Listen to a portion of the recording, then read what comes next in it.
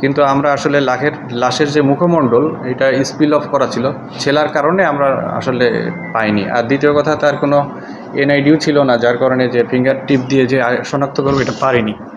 তো আমাদের যে থানার যে তদন্ত টিমের যে প্রধান মানে তদন্তকারী কর্মকর্তা, সে কিন্তু এই ঘটনাটার পিছনে লেগেছিল খুব নিবিড়ভাবে।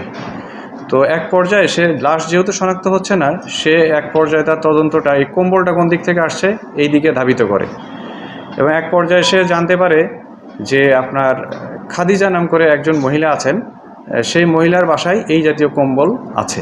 এই মহিলার স্বামী থাকেন সৌদি আরবে এবং এই জাতীয় কম্বল উনি সৌদি আরব থেকে এনে তার আত্মীয় স্বজনকে গিফট করেছেন। আত্মীয় স্বজন সবার বাড়িতে এই কম্বলটা আছে, কিন্তু খাদিজার নিজের বাড়িতে কিন্তু এই কম্বলটা ছিল না। তো তদন্তকারী অফিসার যখন তাকে জিজ্ঞাসাবাদ করে, এক পর্যায়ে সে অকপটে স্বীকার করে পুরো ঘটনাটা, যে গত 21 তারিখ দিবাগত রাতে 3 জন তার বাসায় এসেছিল।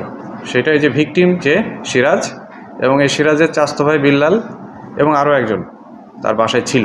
তারা বাসায় এসে বলেছে যে পুলিশ তাদেরকে খুঁজছে, এই জন্য তারা বাসায় এসেছে। তো মূলত ওই দিনই রাত 3টার পরে এই সিরাজকে বিল্লাল হত্যা করে। সম্ভবত আমরা যতদূর ধারণা করছি যে গামছা অথবা অন্য কিছু দিয়ে শ্বাসরোধ করে তাকে হত্যা করা হয়েছে, এবং পরবর্তীতে যাতে চেনা না যায় এই জন্যে লাশটা বিকৃত করা হয়েছে, মুখের চামড়া ছিলে।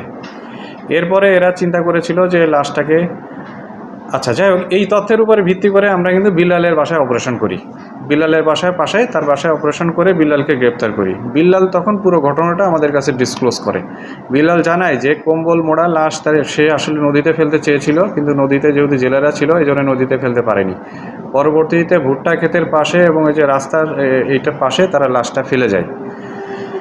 তো মূলত কেন এই হত্যাকাণ্ড, এই হত্যাকাণ্ডের কারণ হিসেবে বিল্লাল, আসামি বিল্লাল, সে বলেছে যে তাদের যে প্রতিপক্ষ, সে প্রতিপক্ষের সাথে তার চাচাতো ভাই সিরাজ ভিকটিম, এবং তাদের অনেক দিন ধরেই গ্যাঞ্জাম চলে, মারামারি, বিভিন্ন রকম সমস্যা চলে আসছে, মূলত জমি জমা কেন্দ্রিকই ঝামেলা।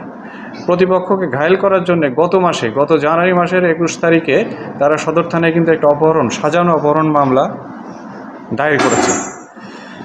তো এখন পুলিশ হয়তো ঘটনা জেনে যেতে পারে, এই জন্যে আসলে এই সিরাজকে তারা হত্যার সিদ্ধান্ত নেয়, যে হত্যা করে ফেললে প্রতিপক্ষ হত্যা মামলারও আসামি হবে প্লাস অপহরণের মামলার আসামি হবে। তো এই কারণেই মূলত তাকে হত্যা করা হয়। হত্যা করার পরে মোটামুটি বিলাল সে কনফিডেন্সে ছিল, কিন্তু এরই মাঝে যে আমাদের ঘটনা ডিসক্লোজ হয়ে গেছে এটা সে আসলে বুঝতে পারেনি। তাকে বসতবাড়ি থেকে আমরা গ্রেপ্তার করেছি, আর সাথে সঙ্গীও যে আরেকজন অপরাধী ছিল তাকেও আমরা খুঁজছি, ইনশাল্লাহ খুব শীঘ্রই সেও গ্রেপ্তার হয়ে যাবে।